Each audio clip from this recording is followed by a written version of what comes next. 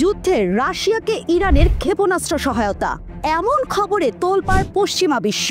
নিরাপত্তা কর্মকর্তাদের বরাত দিয়ে চাঞ্চল্যকর এই খবরটি প্রকাশ করেছে ব্রিটিশ বার্তা সংস্থা রয়টার্স।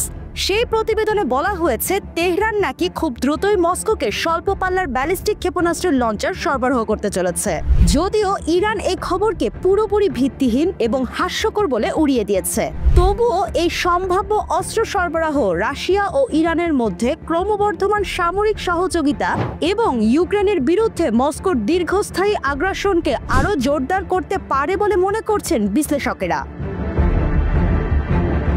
নাম প্রকাশে অনিচ্ছুক দুই পশ্চিমা নিরাপত্তা কর্মকর্তা এবং একজন আঞ্চলিক কর্মকর্তা জানিয়েছেন, ফাতি 360 ক্ষেপণাস্ত্রের লঞ্চারগুলো খুব দ্রুত সরবরাহ করা হবে।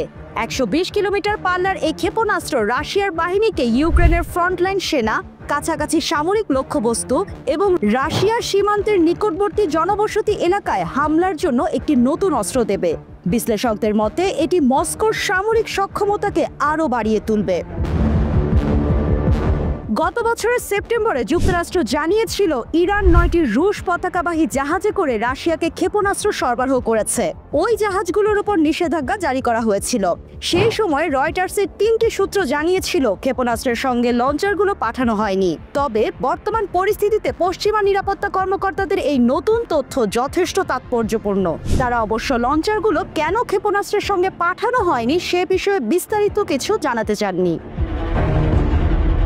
জাতিসংঘে ইরানের স্থায়ী মিশন এই অভিযোগকে ভিত্তিহীন বলে প্রত্যাখ্যান করেছে।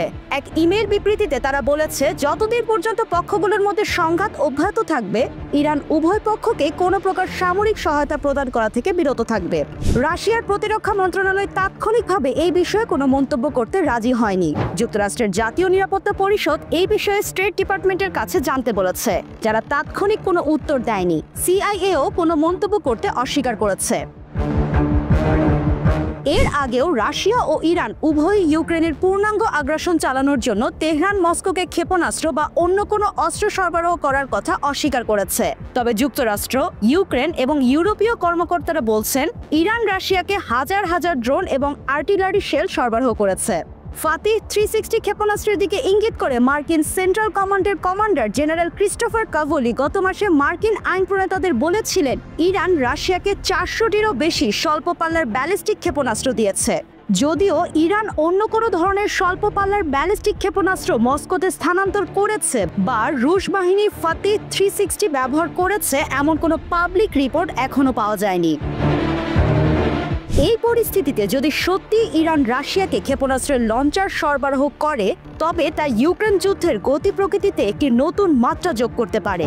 পশ্চিমা দেশগুলো ইতিমধ্যে রাশিয়াকে অস্ত্র সরবরাহ করার জন্য ইরানের ওপর কঠোর নজরদারি চালাচ্ছে। এই নতুন পদক্ষেপ তাদের উদ্বেগ আরও বাড়িয়ে দেবে।